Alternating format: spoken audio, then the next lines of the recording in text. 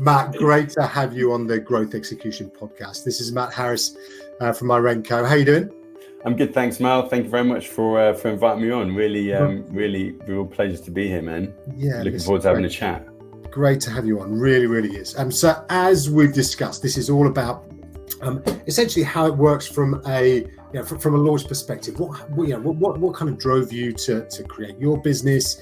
Why are you doing what you're doing, and so on and so forth. So Sure. Really just to kind of, for the audience's sake, just a bit of background about who you are and what your business is. Yeah, sure. So I'm Matt. My current business is called MiRentCo London. So essentially we're a rent-to-rent operator. We're based in Northwest London. Been going for just over 2 years. Prior to this, so I guess the chronology, went to uni, studied taxation and law, went to law school in 2001, I think. No, 1998. I can't even remember. It was so long ago.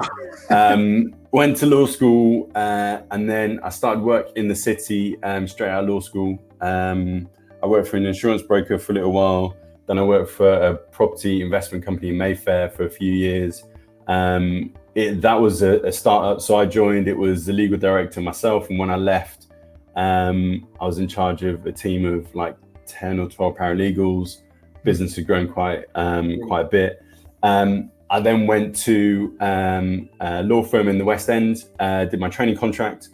My first seat was property, so I was always going to end up in property. After 3 or 4 months, I got offered a job there and then, which was cool. And this was 2006.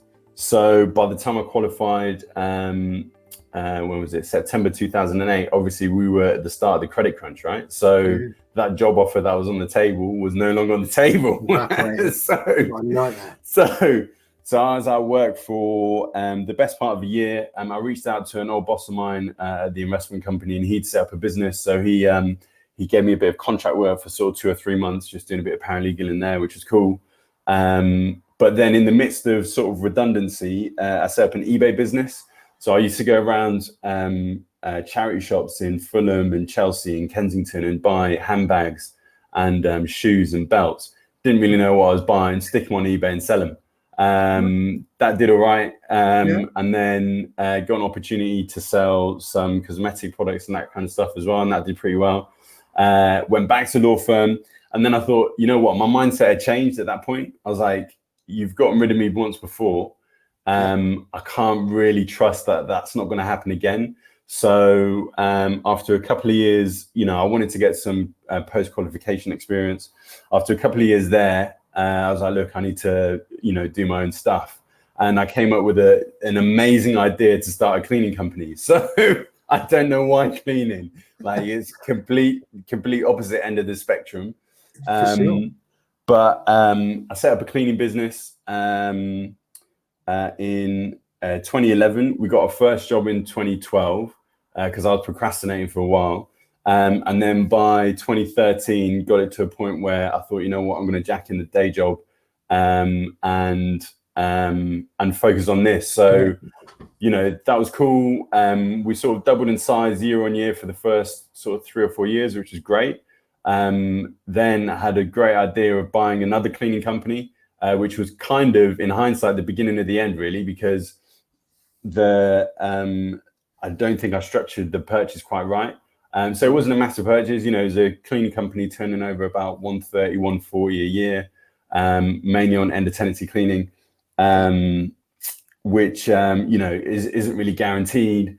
Because there was quite a big jump up in our rev, there was all the tax implications and VAT and all that kind of stuff. And then we had a really, really dire start to the year, about 3 months. So we bought in, I think it was November 2017 or 2016, I can't remember. But then in the January, February of that year, it was dead. So literally, that wasn't the best start to trying to integrate this business. But went through a few ups and downs and then pivoted in 2018 from having sort of staff and vans and office and, cleaning supplies and all that to just outsourcing everything. So literally ended up working with a team of 3 or 4 and we were just online on laptop. So, we completely switched the process from trying to hire staff to, trying to onboard contractors to outsource work to them and make our profit on the margins. Right. And that kind of worked to a certain degree. We picked up, 2 or 3 really big contracts, which was cool. But I think I kind of, after sort of battling for the previous 3 years, my mind was like, I'm not really in it anymore.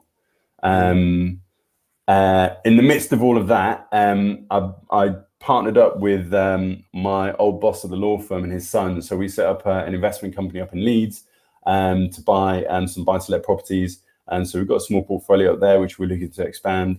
And then literally 2018, because of all the challenges with the pivot and all that kind of stuff, I was like, look, I need to, think of another stream of income. And that's how this current business, MiRentCo, came about. I had a chat with one of our investors, and literally the 5 or 10 minutes after this hour-long chat, we came on to rent-to-rent and HMOs and service departments, and that kind of set off a light bulb. Because with the cleaning biz, we dealt with service apartment operators, we dealt with HMO operators, but I'd never twigged until that point. And that's kind of the path that I'm on right now, right? So we've been going just over 2 years. We've lockdown was a challenge, but we've actually managed again to double in size during lockdown, which is amazing. which is cool. How that's going to turn out, I'm not quite sure. Lockdown 2. But you don't try, you don't know, right? So that's kind of, it's been super challenging. Obviously, COVID, as everyone is experiencing, managing people moving in and out. We had 40% of our housemates move at the end of March. So literally, what can you do? What can you do when you're losing that amount of rev? But you survive and adapt, right? And for a long period of time, it's just been me during lockdown, just trying to manage stuff best as you can. Starting now to get some of the team back, which is cool. And look, I just want to get to the end of the year and be like, you know what, this year has been, mind blowing. Yeah. But let's just, recalibrate, review what's happened, good, bad, and ugly, and then sort of reset for 2021. Right? That's kind of that's where we're at. So I think that's a great attitude. I think so many businesses, look, you come into a year with amazing plans and huge excitement, and then by the end of Q1, it's all just kind of just obliterated. Just crazy, right? Do you think, and this is always a kind of half full sort of spin, do you reckon you've learned some stuff this year that's going to stand you in good stead? Absolutely, always learning. Look, Mal, I'm not sitting here saying that I've had some successes. I've had a lot of losses, a lot of learning experiences, right? Yeah. Some of them I haven't learned fully, and I'm still learning right now.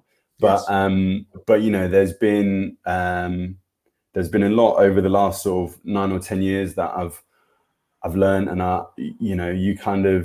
you take it on the chin. You make sure that you adapt for next time, right? And you don't make quite the same mistake.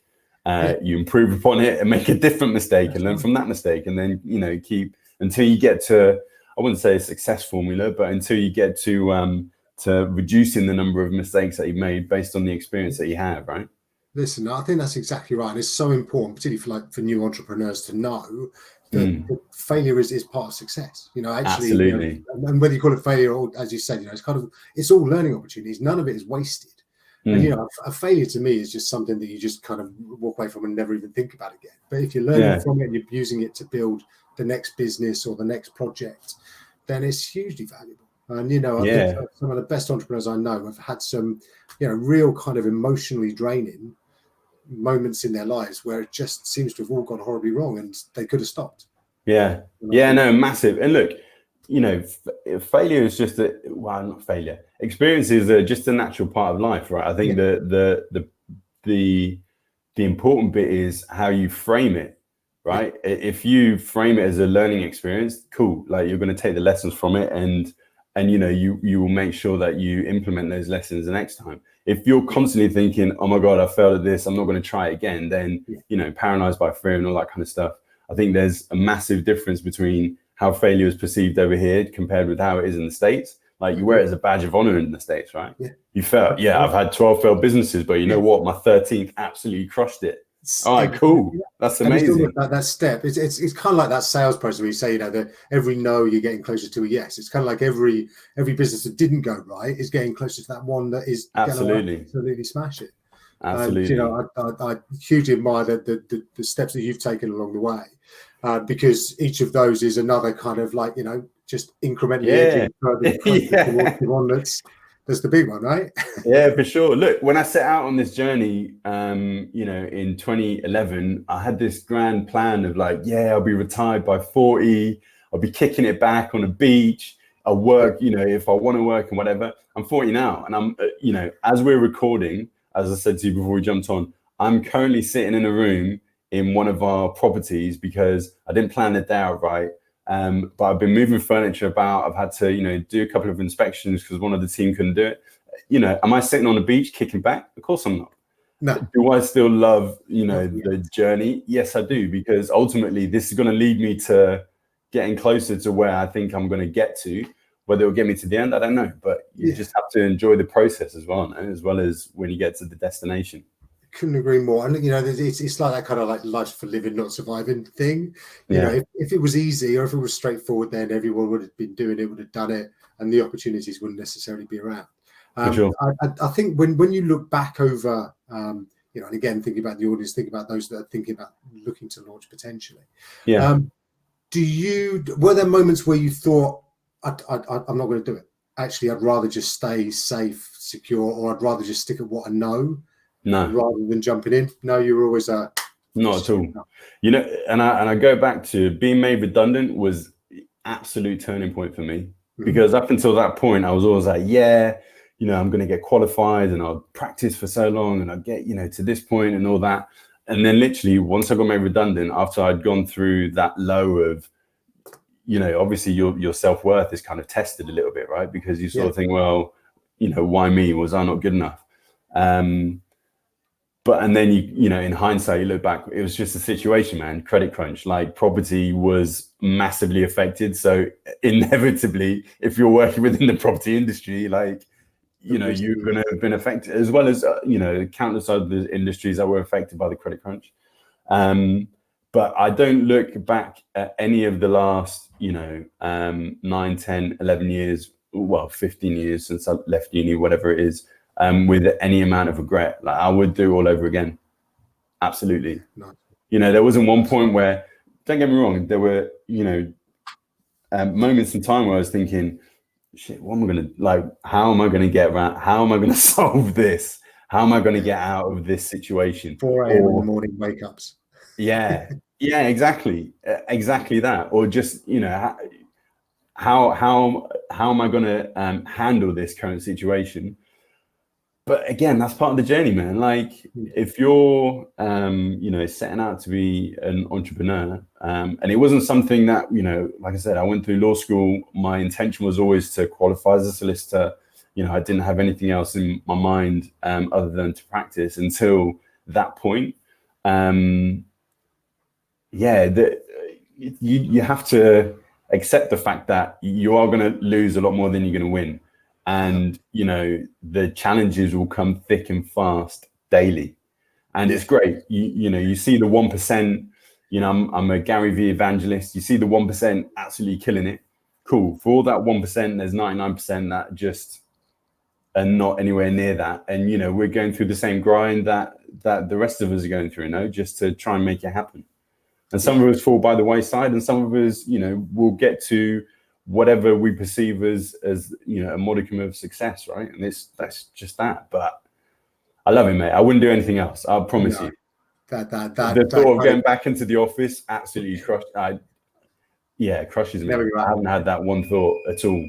Yeah, and I was going to kind of ask about the sort of positive side of it as well. What does it give you? What is it that being your own boss with your own business? What is it that gives you, Matt, that kind of get up and go, that drive to continue going through I think it is, you're in control of your own destiny. Like, you live and die by your decisions. No, if you make if a decision you've made turns out into massive success, you made that decision, you made that happen. If a decision you made turns out into a massive failure, you've got no one else to blame other than yourself. And for me, I think, I just want to get up and improve.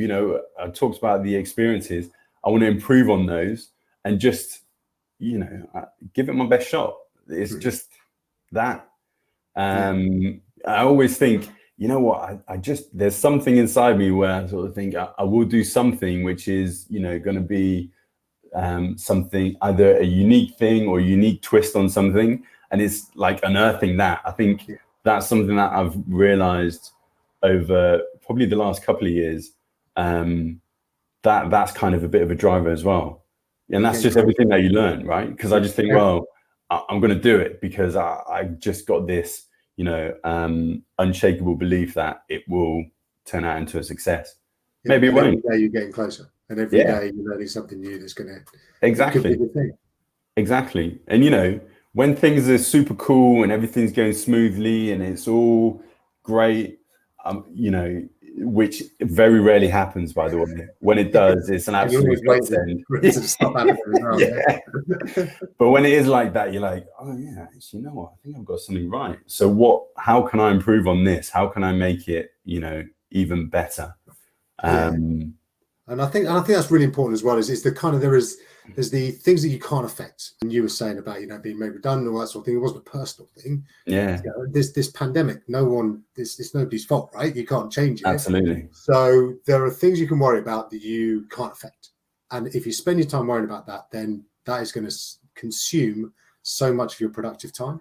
Yeah. Forget all that. You've just got to worry about the things you can change, and make the most of the things that you've got your hands on. Yeah. Because otherwise you will spend a lot of time just raging at the absolutely. So one of the things that I've been I've sort of picked up a lot more, I've been practicing and implementing a lot, is stoicism. So I've been reading a little bit more about Stoic philosophy. I've just finished Marcus Aurelius Meditations, going to read a little bit of Seneca, and that just focusing on what is within your control and making sure that you be grateful of where you are daily and being able to control what you can control daily, and the externalities that you can't control, just don't focus on them, because the more you focus on them, the more prevalent they're going to become, and the more intertwined in your life they're going to have an impact on what you do day to day. And I'm not saying, look, I've just started on that journey. I'm nowhere near like a perfect practitioner. I don't think that's the intention for Stoic philosophy. Like you implement certain principles, but just looking at when things don't go wrong, don't go right, and just be like, what can I do better next time? What was it within my control that I could have impacted, and what did I just not have a chance to do anything about? This current situation, no one's had a chance to do anything about that. So you just have to, rein things in and be like, look, what can I control within this current situation, and focus on those. And there's a great bit in meditation as well, where he says basically about these circumstances. At least this is happening to me. It's good that it's happening to me because I can deal with it. And if it's happening to anybody else, it might not be. And it's that kind of like taking it in and using it for fuel. I think it's great. And the fact that he was writing meditations during a plague is even more. The Emperor of Rome in like 180 AD or whatever. Yeah, it's amazing. Highly recommended, by the way, audience, if you need to get some real kind of deep thoughts about somebody 2,000 years ago, basically going through the same kind of stuff with us and thinking about how to get through it. Brilliant. Thank you for that. I wonder, and I'm very mindful of your time, the launch itself, all right? Thinking about when you started these businesses, what do you wish you'd known before you started? So with the cleaning biz, I think I wish I'd known just to pick up the phone and make calls to try and win some prospective work, rather than focusing on, I need to set up a company, I need to do my business card, I need to do a website, I need to do, all the marketing. All of that, obviously, you do need, but actually, proof of concept. Do people want a cleaning service that I'm offering? Yeah. That's not going to come from setting up a business, having a business card, getting your logo sorted out, getting your website sorted. That's going to come from testing the market, right? Actually speaking to people, saying, look, this is my offering. Are you interested? Product market fit. Yeah, exactly. And you're right that there are these kind of, you can get quite seduced by the idea that you've made a few quick sales, and perhaps it's just people who know you or people who like you or people, just that who have got that very specific need, and you've got that very specific product. You're absolutely right. You need to speak to a much wider base. Yeah. And just keep Like I did, I researched because I was practicing or, in between practice at the time, I researched for 18 months about cleaning. 18 months. There's no reason why I should have spent that long researching about setting up a cleaning business. But I did, because that's what I knew at the time, right? So fast forward to setting up MiRentCo, the very first thing I did was hit the phones. Didn't do anything else. I hit the phones. I had a holding, I tell a lie. I had a URL, I had a holding page, and then I just hit the phones. And I think the difference between that and with the cleaning biz, with the cleaning biz, I was always tentative. I didn't really want to talk to people because, you're afraid of the no, right? Whereas with the current business, I was like, well, like the more phone calls you do, the more no's you get to, like the quicker you're going to get that eventual yes. Exactly. What is the worst? No. Okay, I'll speak to you next week. All right, cool. Yeah, exactly. Maybe that's not right. That's it. It's so true, isn't it? And it's just that fear of like, well, and it is a personal thing as well as it's like a human thing. Nobody likes to be told they're not wanted or that whatever they're doing isn't right. But you've got to go. You've just got to get on board and just go, right? Yeah. Because, if you're in a situation right now, say you have been furloughed and that's looking a bit dicey, if you haven't made redundant, or if you, like you were saying, you just don't want anybody else to be in control because it's really scary not knowing what the hell's going on. Yeah, for sure. It, right? Yeah, and it's like, just it is. Don't get me wrong. It is hard because it's the mind over matter thing, right? Like you said, no one likes to hear no's. By the same token, like if you don't, take that step, then you're not going to know the outcomes that you need to know in order to actually launch your business.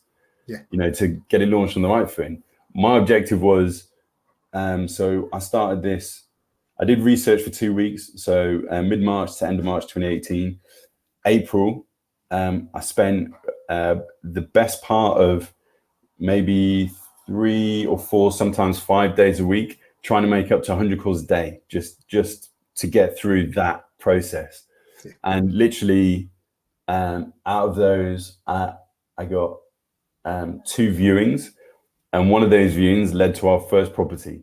So, call it luck, whatever. But I think if you add up the numbers, going through that many calls and, tweaking your pattern, seeing what works, seeing what doesn't work, building relationships with agents because you're phoning them constantly to the point where some of them get sick of you. Some of them, will be like, oh, you're phoning again. Yeah, we've got nothing right now. But, bear you in mind, that's kind of, you just get hardened to that.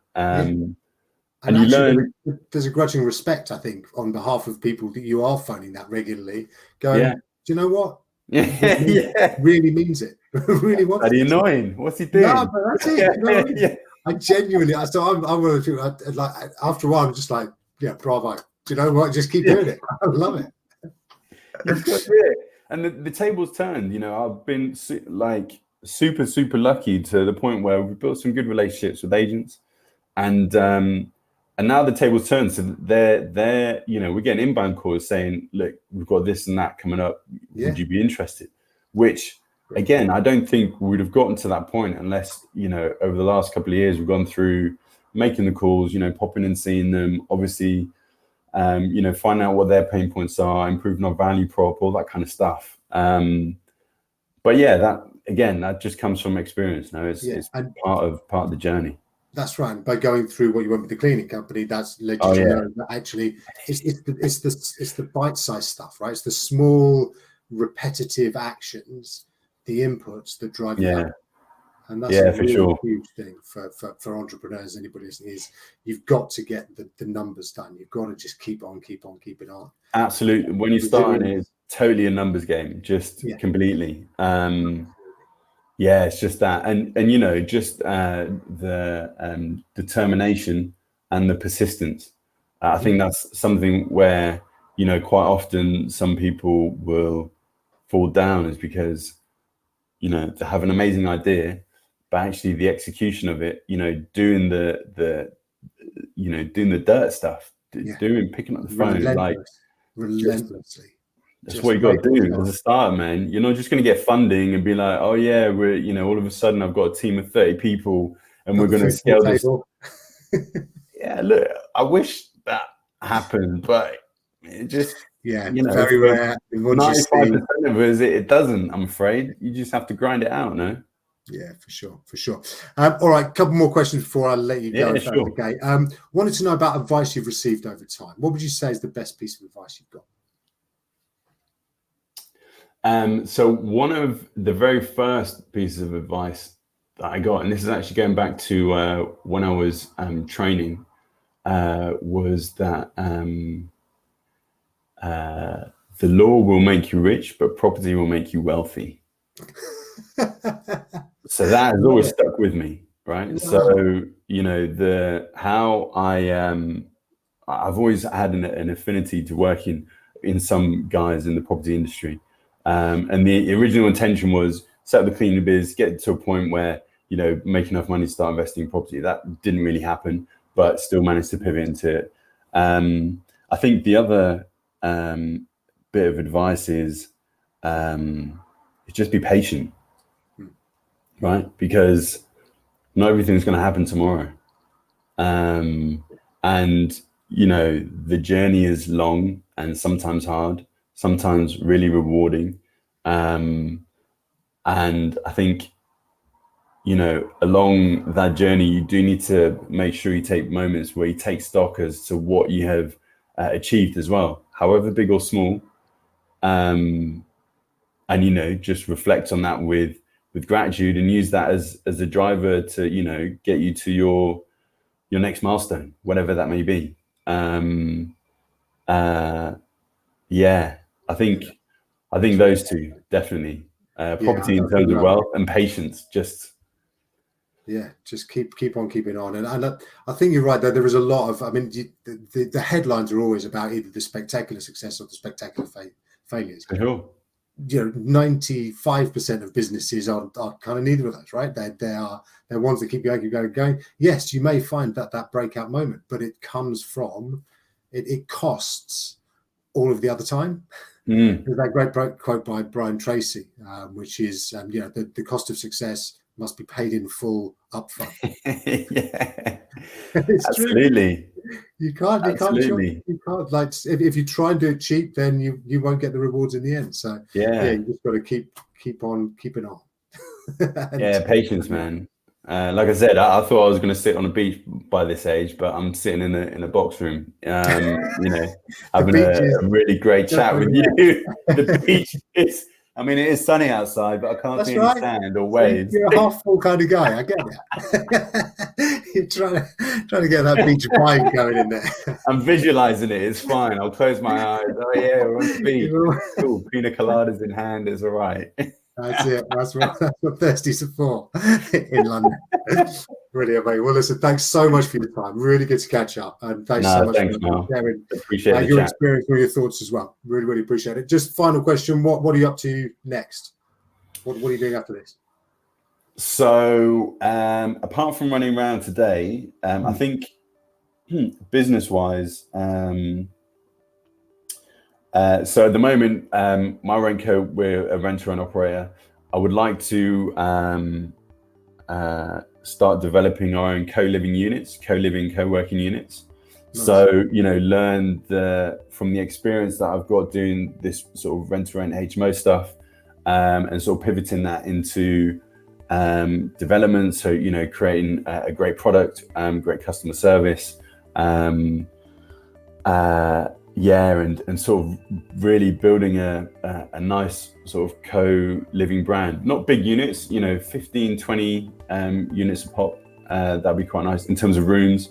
I think that's kind of, exactly, big time. Just nice. Really, I think one of the things I've learned during lockdown has been that the community side of things, and I've always had it in the back of my mind, but that is, it's really come to the fore.